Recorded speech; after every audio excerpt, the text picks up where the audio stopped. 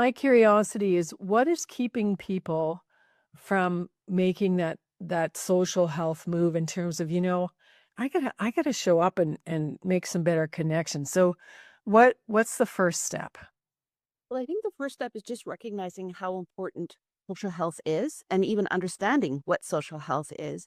We have a lot of knowledge that has come about in the last years about this is how you eat well, this is how you sleep well, this is what you need to do to exercise to keep your body fit. And so we focus a lot on physical health. Now we've become more aware of mental and emotional health. But social health is a huge part of all of those. And what we know, I love the Harvard study of adult development, which began in, I think, 1939 and has followed men, women, children, and their grandchildren and great grandchildren, and has looked at what are the determinants of health, what makes for a good, long, and healthy life. And when they looked at the men at 80 and tried to figure out what was the difference at 50, what made them the healthiest at 80, and it wasn't blood pressure or cholesterol or, Wow.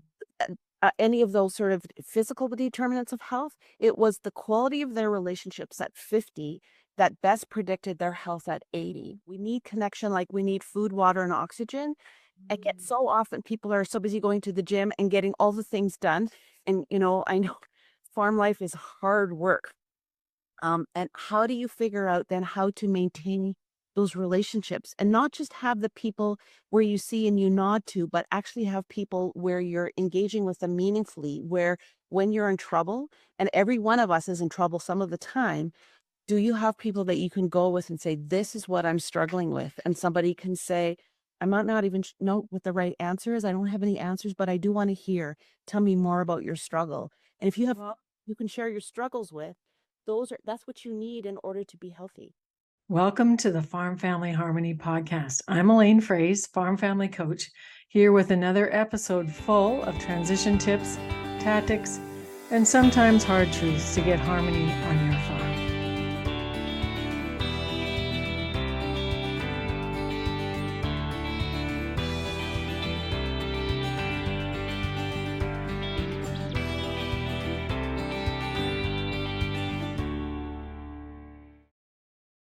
Well, welcome, folks, to the beginning of February. And please pardon my voice here. We've got dry air in the winter here up in the true north. It's Elaine Fraze welcoming you to another edition of the Farm Family Harmony podcast. I want to give a shout out to all of you who are listening to this in the dairy barn, to my friend in BC who's listening to this while she's running, and to those folks down under in Australia. I don't know what you're up to at the moment, but we're really glad you're part of our listening family. So today I have my friend Carolyn Klassen with us, and Carolyn and I share the same passion for impact as we are speakers, and that's how we came to know each other through the Canadian Association of Professional Speakers. But Carolyn has a huge heart because she's also a therapist, and I know that many of you listening to this have told me that you have gained a lot of benefit from finally going to therapists. But the focus for us today, I've entitled the podcast on the list sheet here, Overcoming Loneliness on the Farm, because Carolyn, have been looking at the Facebook posts of farm wives or other Instagram posts, and it's February for people listening to this at the first get go, and it's cold and it's dark and it's lonely. And so, can you just help our listeners understand how you've come to this loneliness course that you've developed? Tell us a little bit about your story. Well, I've been a therapist for a quarter century and I have worked with a lot of people. And a lot of times people think about loneliness as being isolated and a shut in and having access to nobody ever and being sort of all by yourself all the time. And what I've come to learn is that a lot of people that are lonely don't look lonely because they're doing all the things and they have people around them and they're caring about their work and doing carpool and all the things, but they don't have a place where they feel seen and where they can belong. They feel like they have to hide things about them, that if people knew about those things that they wouldn't be accepted, and so they try really hard to fit in rather than to feel like they belong. And so there's just a way where people don't feel like they have that sense of belonging. And sometimes they go to a therapist where they can just sort of let it all out and talk really candidly because they feel like they're editing and filtering all the time in a way that is exhausting. And so sometimes people are actually to think that they're tired or burnt out when what they really are is lonely. Well, and I like, your website's really easy to get to, Carolyn with Carol, Lyn, Klassen.com. And on your blog, you also talk about social health. And, you know, in the whole ag industry, Carolyn, we talk a lot about mental wellness and health of farmers. And the reason I wanted you to share your story and your wisdom with us today is because I think a lot of farm women are lonely, even though they're busy doing the things like you said. And farming in itself tends to be an isolated practice sometimes. In the wintertime, people will think, well, what are you doing all winter? Well, for the cattle people and the sheep people and the horse people listening to this, they all have livestock. So they're going out 24/7, taking care of their animals and their eggs and the chickens and all the other good things. So my curiosity is what is keeping people from making that social health move in terms of, I gotta show up and make some better connections. So what's the first step? Well, I think the first step is just recognizing how important social health is and even understanding what social health is. We have a lot of knowledge that has come about in the last years about this is how you eat well, this is how you sleep well, this is what you need to do to exercise to keep your body fit. And so we focus a lot on physical health. Now we've become more aware of mental and emotional health. But social health is a huge part of all of those. And what we know, I love the Harvard study of adult development, which began in, I think, 1939 and has followed men, women, children, and their grandchildren and great grandchildren, and has looked at what are the determinants of health, what makes for a good, long, and healthy life. And when they looked at the men at 80 and tried to figure out what was the difference at 50, what made them the healthiest at 80, and it wasn't blood pressure or cholesterol or, you know, Wow. any of those sort of physical determinants of health. It was the quality of their relationships at 50 that best predicted their health at 80. And Connection. connection. And often we are wired for relationship. We need connection like we need food, water, and oxygen. And yet Mm. so often people are so busy going to the gym and getting all the things done. And, I know farm life is hard work. And how do you figure out then how to maintain those relationships and not just have the people where you see and you nod to, but actually have people where you're engaging with them meaningfully, where when you're in trouble, and every one of us is in trouble some of the time, do you have people that you can go with and say, "This is what I'm struggling with," and somebody can say, "I might not even know what the right answer is. I don't have any answers, but I do wanna hear. Tell me more about your struggle." And if you have Well, you can share your struggles with, that's what you need in order to be healthy. and Simon Sinek calls those your 8-minute people. Yes. So I just want to give this tool to our listeners, and I think you obviously know the tool. Love that. Yes. But just like, who are your 8-minute people? So he had this woman friend who was very flabbergasted with him because he wasn't picking up, and she said, "I just need 8 minutes." And then he realized that she just needed to be vulnerable with him and connect with him to help her work through something in 8 minutes. And I would call those, who are your 3 o'clock in the morning people? Because, we were in this Bible study as young parents many years ago, of course, now, because my daughter is 41 and my son is 37. But we had this small group, Carolyn, where if we needed something at 3 o'clock in the morning, which did happen when one of the kids had a ruptured appendix, you can call them and you can connect, and they're there. They're people that are there for you.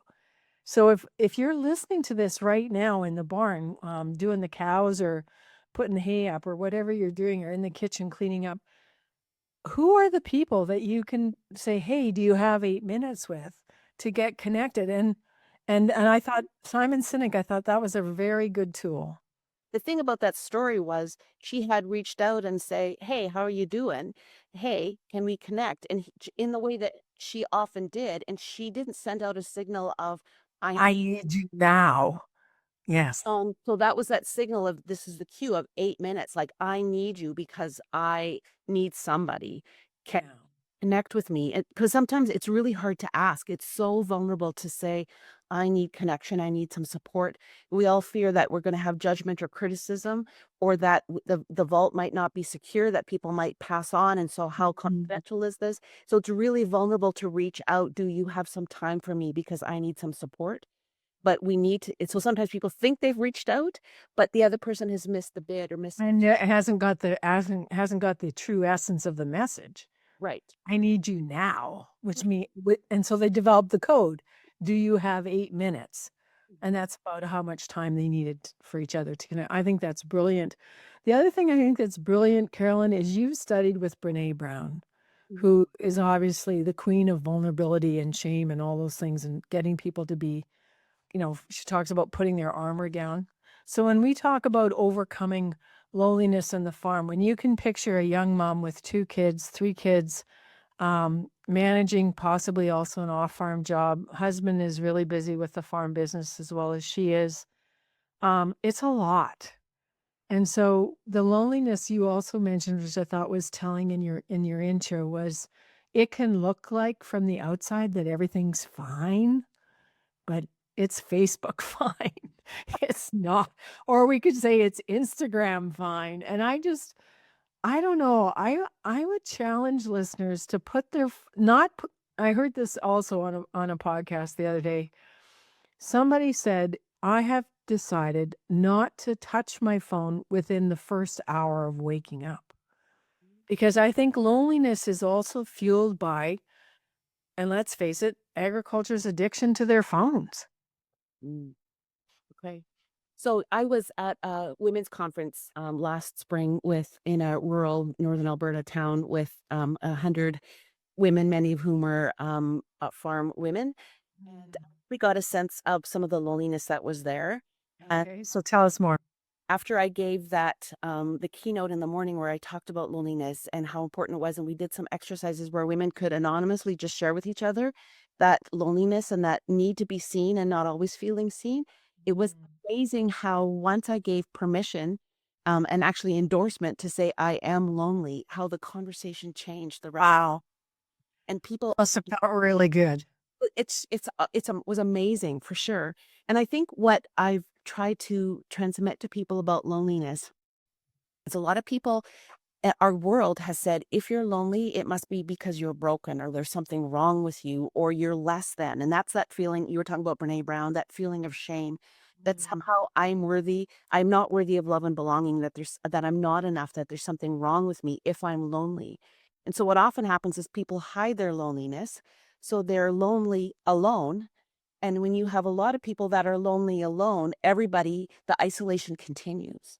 And so what I'm trying to do with the loneliness course and conversations like with you right now, Elaine, is validate that people are supposed to feel lonely. Like when people are hungry, they feel hungry so that they eat. When people are Right. thirsty, they feel parched because then they drink.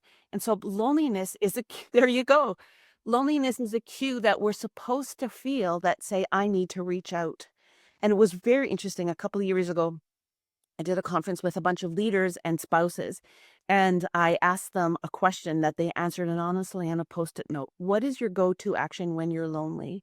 There's Mm. about 80 people there, and we looked at all the responses. What do people do when they're lonely? They go on their phone, they go on Facebook, they go on social media, they go on Netflix, they eat, they sleep. Some of them exercise, which is, less Interesting. more adaptive than drinking, which was also one of the answers. Yeah. But out of the 80, only one said they use that feeling of loneliness to seek connection. Wow, that was the smart person in the room.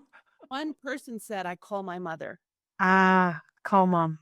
The other 79 did not reach out for connection when they feel lonely. And our culture has lost that connection with when you have a lonely feeling, find a way to connect with somebody, not through social media, but real connection. Okay, let's just pause right there, Carolyn, Yeah.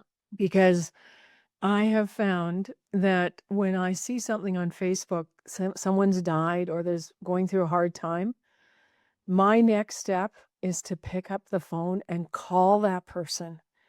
And they go, "Oh, Elaine." I said, "Yes. What's going on? What do you need right now? I see you. I'm here to listen." and I want to encourage you. And I'm not saying this glibly, Carolyn, because so many people, when I even answer my phone, they're shocked that I answered my phone.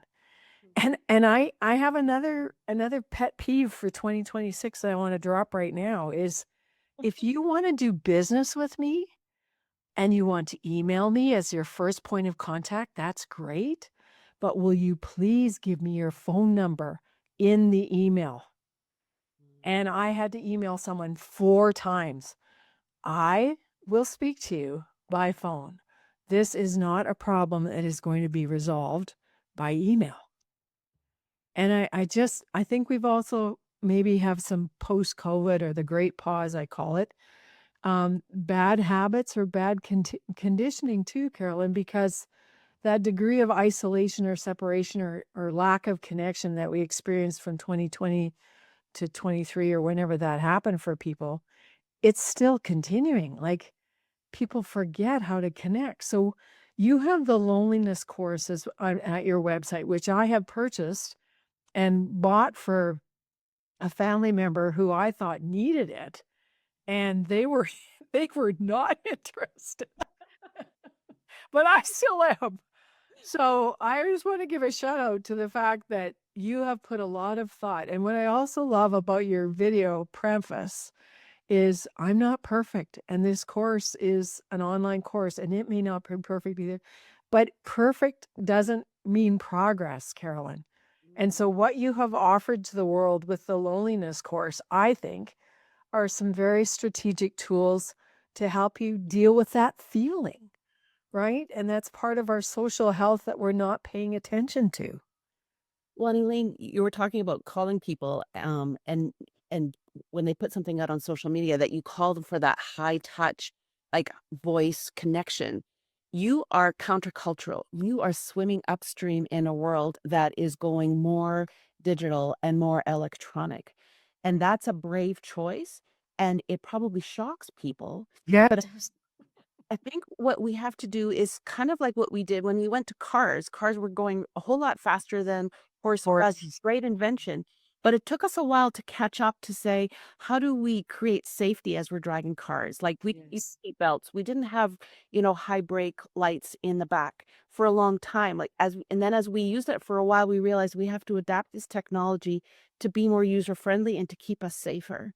And the introduction of technology has come on so fast. We have not developed boundaries around how to use this well and how to make sure that we remain human in a way that actually adds years to our lives, in like literally will increase our health. And so that high touch that you have made a practice to do is like salmon swimming upstream. You're going home because it's the right thing to do. Intuitively, you know that. And the loneliness course invites people to become salmon swimming upstream, to going back to what our nature, what our roots is to that high touch where we pick up the phone and call people or drive over and visit people, that we really connect with people rather than, doing a little thumbs up emoji on a social media post. Well, and it's interesting downstairs in the basement of our church at Living Hope Community Church in Boisvane, there's a blue wall and in big gold letters, because we have this lovely graphic artist that's in our congregation, it says, "You belong here." Uh, And I should get a thumbnail picture of it for this podcast. So that sense of belonging, Carolyn, especially for these women that you spent time with in Alberta, what did you discover their loneliness was stemming from? well, I think there's a couple of things, and some of this is unique to rural small town. Is people are figuring out, how do I share who I am Mm. without sharing who I am to everybody all the time? That people have Right. always developed boundaries of what gets talked about broadly and what stays between you and I. And how do we contain that well? How do we contain that well? And I think sometimes having that awkward conversation up front is, you are an acquaintance that's becoming a friend. We have lots of acquaintances. How does some of what we talk about remain between us? Not because I'm ashamed of it, but because I don't need everybody knowing everything all the time. And to have really clear boundaries, and Brene Brown's language talks about boundaries that are established, boundaries, what's okay and what's not okay, established with integrity and generosity. Nobody's going to be perfect, but how do we respect each other and do figure out what our values are? Some people are more open, some people are don't like their news everywhere. So when Right. somebody knows something with you, is this something that I can tell others, or would you like to keep this your news and you decide who finds out? That you have those kinds of conversations. That I think that's really important. One of the other big differences that I noticed when I was talking to those rural women is that a big source of stress has to do with schedule and finances and Yes. financial burden and Yes. what the banks are asking you to do and how unrealistic some of the funding models are around farming. And they were trying to explain some of it to me, and I didn't get it all, but the other women were like, "Oh yeah, yeah, for sure."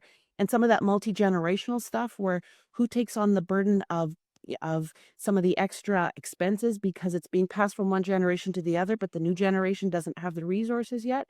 It can be complex and overwhelming and really isolating because how do you talk about money problems in a world where often we're not really allowed to talk about money? Well, and that's where I think Farm Family Coach comes in, definitely, Carolyn, through our blogs and other podcasts where Alyssa Brown is one of our coaches, and she is a CPA, and she's from Alberta. So Okay. she would be a great person to talk to. She's on a maternity leave right now, but if people would just go to our blog at farmfamilycoach.com and just search for those kinds of conversations, those are also on some of our podcasts as well. So that's great. But what you said is the sense that people feel that nobody else is going through this, right? I am alone. And who do I talk to safely?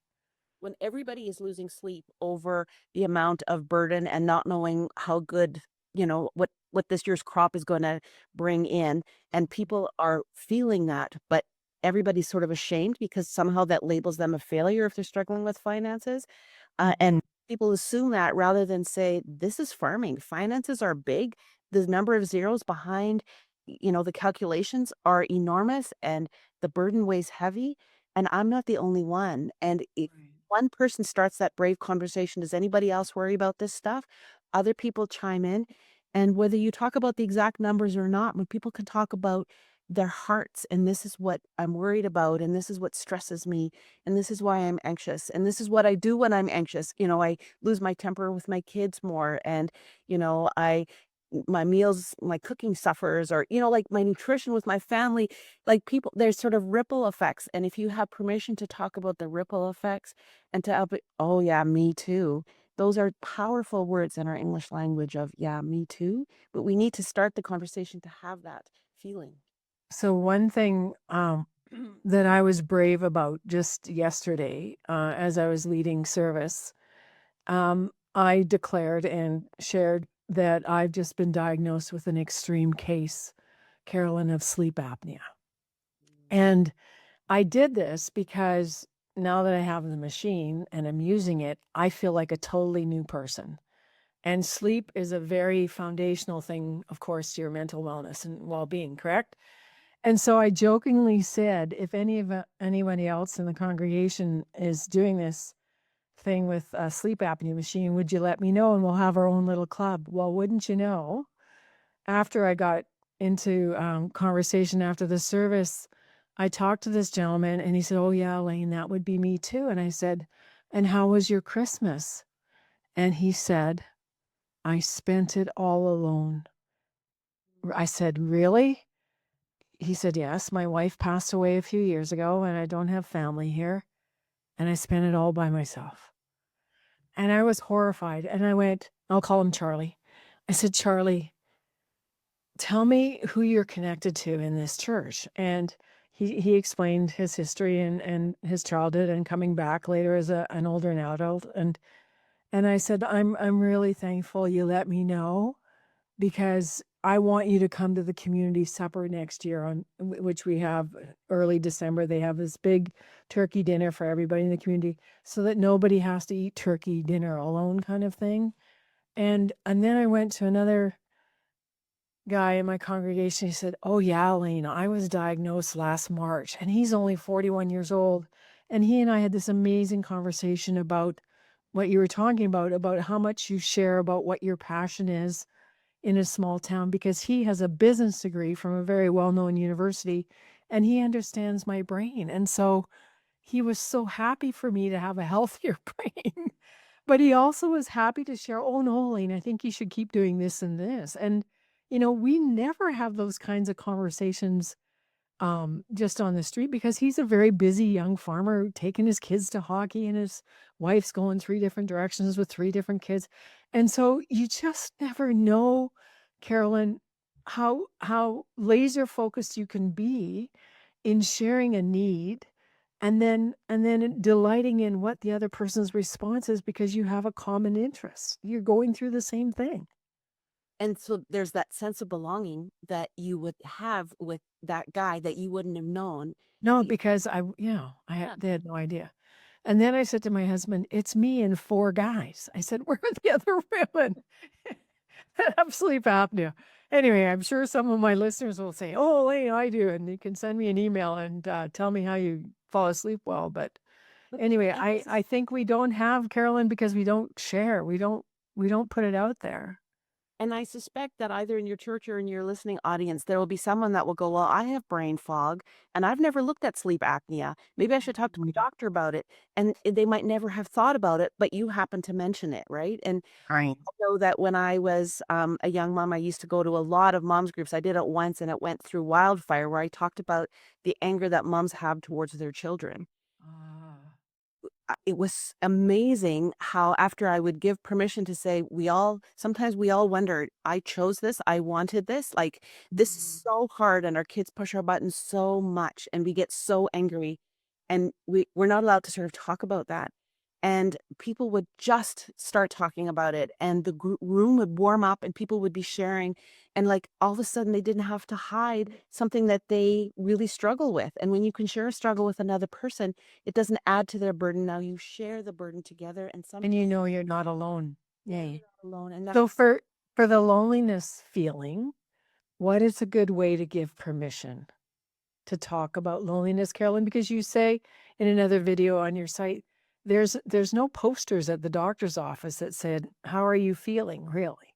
Like, or "How many connections have you made?" Or right. like, socially, "How are you doing?" Like, doctors don't typically ask you that. No, and I think we need to start giving each other permission to say, like, as you been going to the gym lately? Have you been connecting with people meaningfully lately? And what have you been doing to reach out? And it's so vulnerable to reach out. And so often when I speak with people who are lonely, and I speak to lonely people a lot because that's my day job, um, Yeah. they'll say, "Well, I tried once and it didn't go well. And so, it's too hard to try again. It's too vulnerable to try again." Have you ha have you read Malcolm Gladwell's books, Talk to Strangers? I love that book because I talk to strangers all the time. I mean, that's the best way for me to travel when I'm by myself going to speaking engagements in the US or across Canada or wherever. But I was traveling with a friend in Italy last year, and, I love her dearly. We've been friends for over 50 years, but she said, "Oh, Elaine, quit talking to people." I go, "Sorry, this is how I travel." So When I look at some of the research in the loneliness course around that it has people assume that if they talk to strangers, it's gonna go poorly, and they're better off staying on their phones when they're on public transit. And when they actually did the research to say, "You have to talk to people, and you have to stay on your phone," and what happened after, the people who talked to people actually enjoyed themselves and found delight and were had their moods lifted, and that those moments of connection where even if you're not sharing your deepest, darkest because they're a total stranger, those moments of casual interaction with strangers do something for us and create that sense of safety and belonging in a community that is really helpful. And so often we assume, and lonelier people get lonelier because we assume future interactions aren't going to go well. We assume danger. so you had a bad experience once, Carolyn, and you never do it again. Right.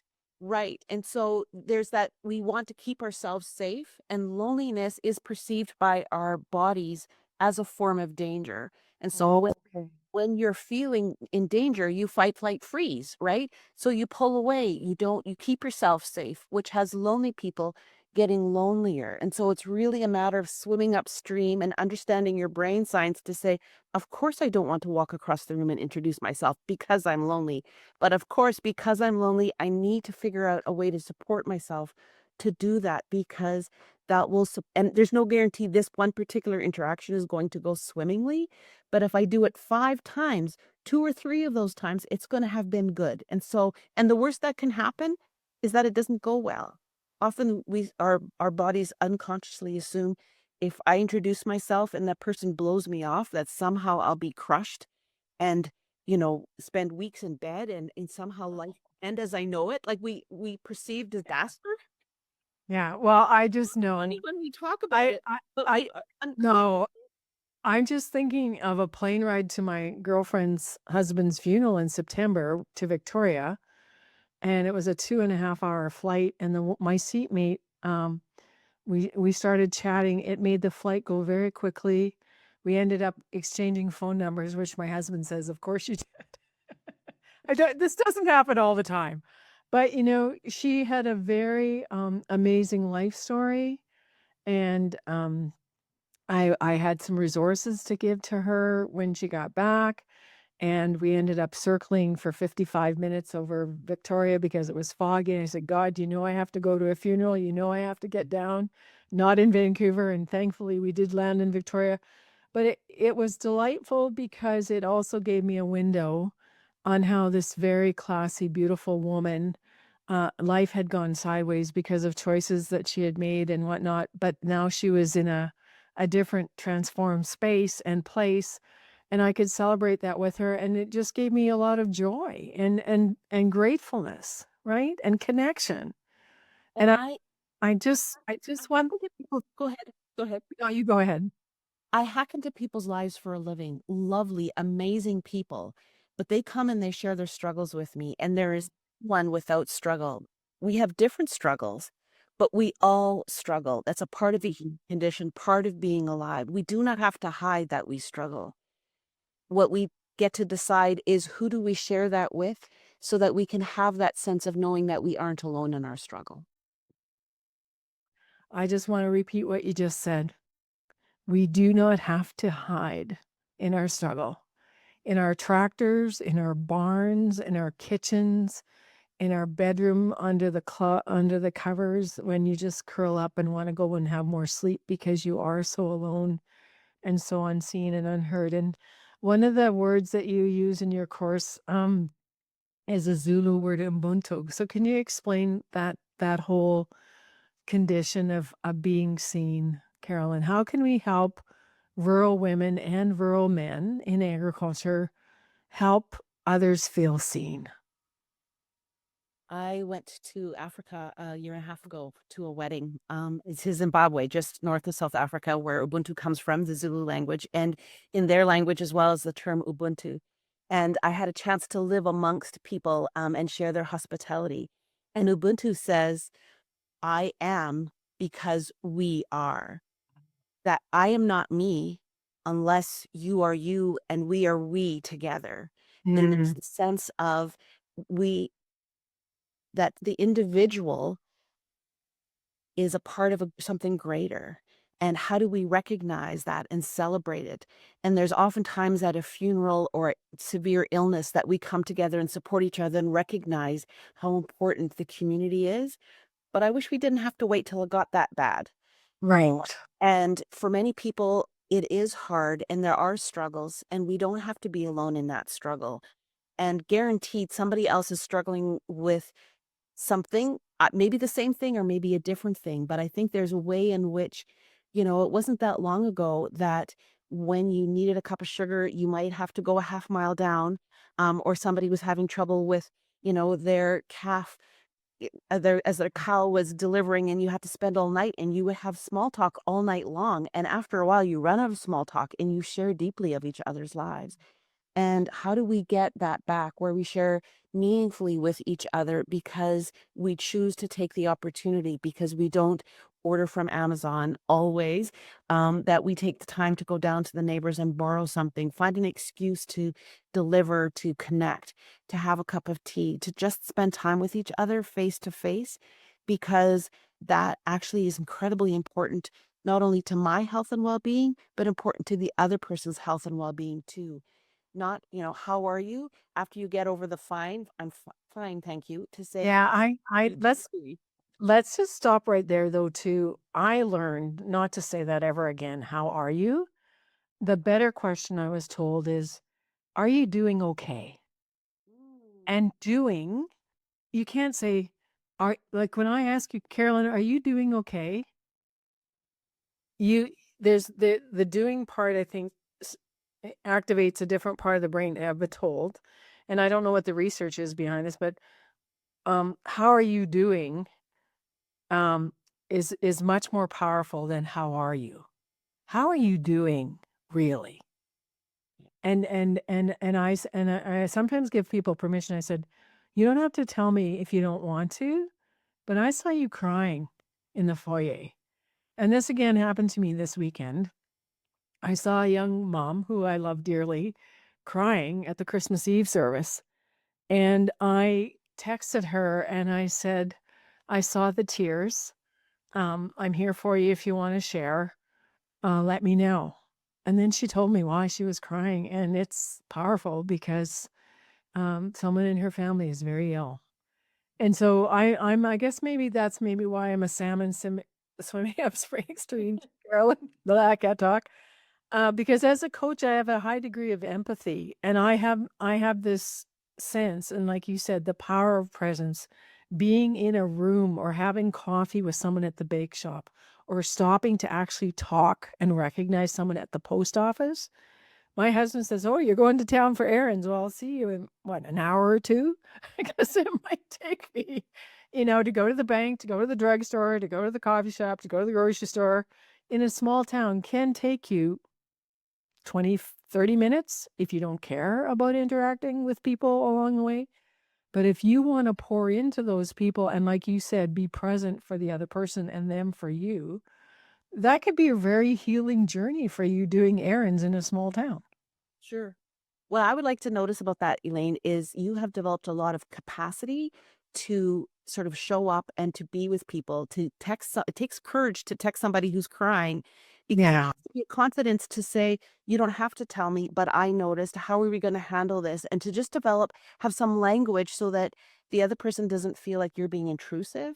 No. They're not offended. And if they are, that you give them permission to tell you that they get to decide how to interact with you. That takes some social savvy to be able to do that. Well, and the key word that you mentioned, Carolyn, is language. So Mm. we've already talked about how are you? No, don't say that. How are you doing? Or are you doing okay? And again, to have the kind of intent and energy, I think, around you that people know your intent is not to pry or be the town gossip. Your intent is that you actually really do care. The line I often use with people is I'll say, "Tell me about you." Mm, And it gives people options to decide how they want to share. how wide? Yeah. And deep. Yeah. But it gets past that, "How are you? I'm fine," social politeness, which um, maybe is helpful for some people if you're in a real rush, but it's not meaningful connection. hmm So That's that good. so that it has to do with language and developing language. It also has to do with courage to say, "What am I gonna do to connect with another person while feeling the fear?" Because it is courage comes from the Latin word "cor," which is heart. That Yes. says, "How do I live in alignment with my heart even when I'm frightened?" If it doesn't involve fear, it's not courage. Courage means I'm gonna do it anyways, even though I feel the fear, because it's in alignment with who I am at my core. Based on the famous book, Feel the Fear and Do It Anyway. There you go. And I think what happens, Elaine, is that when you do something long enough, often enough, then it doesn't require courage anymore because you don't feel the fear. Now you have the confidence to do it. And you're just brave in talking to the people that are around you because you trust that you have what it takes because you've done it often enough for you to increase your capacity. And that takes some time for lonely people to increase that capacity. It takes courage. It means saying, I am going to be scared because this is new territory for me to start conversations with people that involve real connection. This is frightening, but frightening doesn't mean I shouldn't do it. Frightening just means that I'm finding it important. I'm finding it frightening and I'm going to do it anyways. And I think that the reverse or the opposite of that too, sometimes, Carolyn, I've had people come up to me and say, um, "Why aren't you talking to me?" I go, "Oh, I don't know. Was I talking to somebody else?" And again, you use the phrase, "Tell me about you." I would say, "Well, tell me more. What's going on for you with me?" And they'll say, "Well, it seems like you're avoiding me." I go, "Oh, no, I'm sorry. I'm not avoiding you. What would you like to talk about?" And I think part of that too is an earlier word you mentioned, Carolyn, was assumption. Mm. You're making assumptions about what the other person is needing from you, wanting for you, or wants to even share with you. And so you assume that if someone shuts you down or doesn't pay attention to you, that they're ignoring you. But maybe it's a busy young mom who's chasing after a 3.5-year-old, and she didn't know that you even wanted to connect. So the way I see it is, what is the story you're telling yourself? And We talked a lot about that in the Lonely Course. What is yeah, okay. telling yourself? Okay. Because I think there's that assumption of if the other person is approaching me, it's because they're judging me, that feeling of shame that I'm not worthy of love and belonging, when really it's often about the other person. I'm an introvert. I'm kind of shy by nature, but often when I'm speaking at engagements or I'm speaking from the platform, I look really confident and outgoing. But so then sometimes people like, why don't you talk to me? And it's like, oh, because I'm kind of it's very peoply here, right? And I've sort of been filled up, but I'm happy for you to come over and you and we talk over in the corner. I love that, right? But it's hard for me to walk up to a total stranger and say, "Hi, I'm Carolyn." So that is why So on it's your really testimonials on your website, it says, "Carolyn is very calm and almost reverent." Whereas I would be your antithesis, and I'm more extroverted than 85% of the population. You and I would be amazing as a team doing workshops because I could take care of the extroverts and you could take care of the introverts. there we go. Have both bases covered. That would be awesome. That would be so good. So, how is the loneliness course doing, Carolyn? What are people telling you? Well, I love that people are connecting with it and connecting with the idea of wanting to be seen and known and knowing that other people are struggling with loneliness as much as they are. We are becoming lonelier as a world all the time. Now we're up to thinking that about 1 in 3 people would consider themselves lonely when we are actually sort of surveying people on that. But if you are in a room where you're in a circle and all looking at each other and say, "So who here is lonely?" You're not going to get 1 in 3 people putting their hand up because people are hesitant to acknowledge it publicly. We have to figure out how to develop language and permission and validation to have people announce it without shame to say, "Yep, since my partner died, I haven't figured out what my life looks like living as a single person in a community that's coupled up, and how do I find my new place?" That there's nothing wrong with that. That's a normal part of the adjustment to widowerhood of what does that look like to figure that out. Life transitions, people moving into the community, out of the community. How do we talk about finding and needing a sense of belonging? And even people who've lived there for a whole long life where people look like they're fine, that they are struggling with loneliness for whatever reason, that we give ourselves permission to name it and talk. And I remember when my husband had his famous truck crash in 2017 on October 2nd, people made a lot of assumptions that I was getting a lot of help while he was in trauma care. And this one man who I didn't know that well, he said, "Elaine, what do you need?" He said, "Well," I said, "Well, could you come over and help me put the patio furniture away and clean up the garden and stuff?" And he said, "Sure." And other people from my church community said, "Oh, Elaine, we didn't call because we thought you had lots of people helping you." And they made this assumption. I go, "Well, one guy came to help me and it was great. And other men helped me at the lake house and put stuff away and it was all good." But I think that's a hard reality, Carolyn, is that we do make assumptions that people are fine.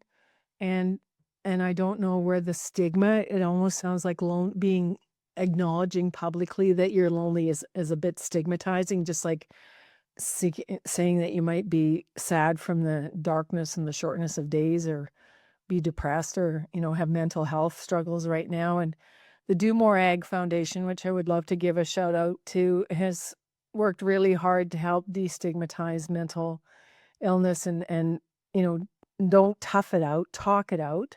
And which is a sticker I have right here on my laptop, which is one of their taglines.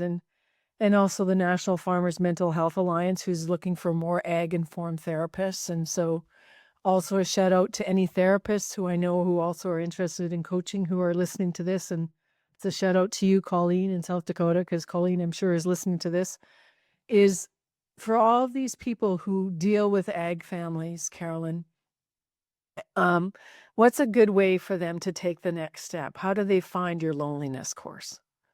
Well, the lonelinesscourse.com is right there. Right. So the loneliness course is found at the lonelinesscourse.com. So go there and there's an opportunity to take the social health checkup quite close at the top of the page. And there's also the opportunity to register for the loneliness course. And I've put a coupon code in. I think it's FARM. If you type in the code FARM and the coupon code, you get Oh, thanks. that price. And it's good information and it's also good sort of virtual support. We look for support online. And so it's kind of ironic to provide the loneliness course online when I'm trying to get people to have in real life interaction. But I'm hoping that I can, in some way, sort of become a friend to people as they are watching the videos, give them some good information, some good support. People are smart. They don't need to be told to go to start a book club or to, go to the coffee shop to introduce themselves. People know what they need to do. It's how do they make themselves do it? People need support and they also need enough information about brain science to know to overcome those internal barriers that stop people from finding ways of finding their tribe. And so I would encourage people to look it up and to just become more informed about loneliness and to be willing to start talking about loneliness in a way that it's not something that has to be hidden or ashamed of, that it's part of the human condition, that loneliness is something that we were created to feel because we are human. The other rural thing I think that we've stopped doing, and I don't know why, is going for visits. And so I would also encourage people to make soup, bake bread if you bake bread. If not, go buy it at your local bake shop and invite people to your table.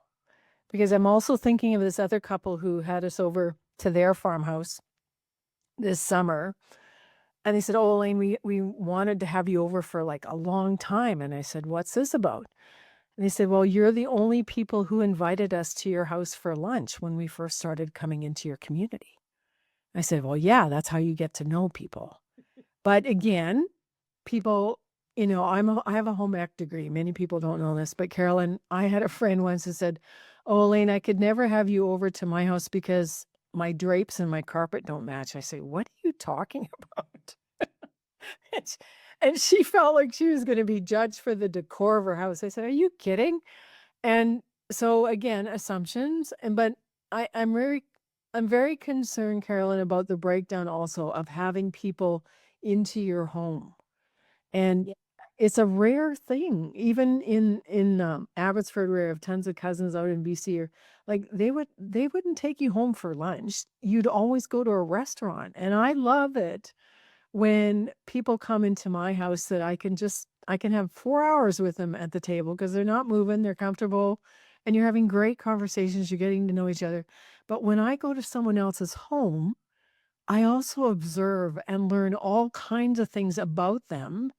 And I remember another time going to this woman's house just for tea and cookies or whatever, and found out that she had this amazing greenhouse and had all these pot plant things, or that she needed something that I had. And I said, "Oh, I got tons of those." And so, a couple of days later, I could go back and take her what she actually needed. But you're not going to find out what people need if you aren't present in their space. And There is and like, something profound about being in somebody's home, and oh there's my, also something cultural where it's revolutionary to invite people over to your house. again, why is that happening? Well, it comes back to that feeling of shame often where people assume judgment. Ah, They're not gonna, my house isn't fancy enough or tidy enough. My food won't be, you know, Martha Stewart-ish enough, and people will judge.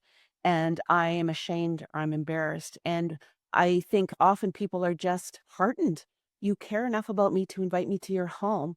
And yeah, if you have a pot of, a can of soup in the freezer that you can thaw on a moment's notice, we often, when we have people over, we have breakfast for supper, like we make pancakes, right? Or waffles that are, you don't have to have prepped in advance. You just have people. Do a lot of potluck in our house so that Yes, that's a group of great idea. over, and we just find ways of making it doable so that it's Simple. sustainable. Yeah. Yeah. And you have a Mennonite last name, Klassen. I do. I Yes. Mennonite last name, Phrase. I don't know if you're an Anglander like me, but I married into the Mennonite thing. And they used to have this tradition called FASPA. And FASPA is Sunday night at 5 o'clock, which was buns, butter, jam, sometimes pickles and cheese, and maybe cookies or some kind of plots or pie by the art of baking. Yeah. But I love FASPA because it's not hard. And you don't have to bake the buns. You could buy good buns. You don't have to have the ham. You can buy good deli ham or whatever. Pickles, you don't have to make the pickles. Bix garlic dill pickles are just fine. Anyway, all this to say, Carolyn, I really like the FOSPA tradition, and I think we should bring it back to everybody in agriculture is just get people together for buns, cheese, and pickles and some kind of meat or protein and cookies and have time together and don't make it a big Martha Stewart event, Because right? 3 months later, people won't remember what they served. They will remember the conversation and how it felt to be there. Yeah, That exactly. that's the key to remember is people aren't looking for the fancy stuff. They're looking for connection. They're looking for a place of belonging, a place to be understood, to be seen and known. And that's you cannot replace the magic of that feeling. And yeah, having people over and keeping it simple so that you know that you can do it again the next week or the next month. We do And also that you don't expect to be invited back. That's not why you're doing it. You right. know, some people say, well, if I have them over, then, they expect me to invite them back or whatever. No, it doesn't. You don't have to set yourself up for that kind of judgment either. If we can find a way of taking away the burden and the judgment and the assumptions so that we can make it feel safer by just naming it and talking about it, then we can find ways of connecting in a way that feels freeing and lovely rather than burdensome and difficult. Right. Well, folks, we could talk about this for a long time. All day. So, Carolyn, thank you so much for spending your time and energy with us today. We'll direct people to the lonelinesscourse.com. The coupon code word is farm, and you can also go to our show notes to find out more about some of the other resources that we mentioned. We also mentioned earlier that you are trained with Brene Brown's work, and that comes across in your wisdom too, Carolyn. And so just thank you so much for taking time out of your day to spend time with us today. And folks, please share this. I'm going to shout out to the dairy mom in Vermont who listens to this first, and then she shuffles us over to her farming children in the dairy barn. And also a big shout out to those of you in Kansas who are listening to this at breakfast. We are also a coaching firm, so we want to help you find harmony through understanding. And I hope that today's conversation, folks, makes you feel a little bit closer to knowing what you need to do to connect and to help others feel seen and heard and belong. And for those farm women in Alberta who delighted you so much, Carolyn, I just want to give a shout out to anyone who's planning an ag conference. Ask Carolyn to speak because she's also a speaker, and I'm sure that you would gain a lot from her wisdom and research because after 25 years of being a therapist, I don't think there's anything that would surprise her. So thanks, Carolyn, for being here today. And please share this far and wide, folks. And we'll see you again at farmfamilyharmonypodcast.com. Take care and let me know. I'd love to hear by email or text. Who did you reach out to and which strangers have you talked to in town this week on your way to the post office? Take care and we'll see you next time. Bye for now.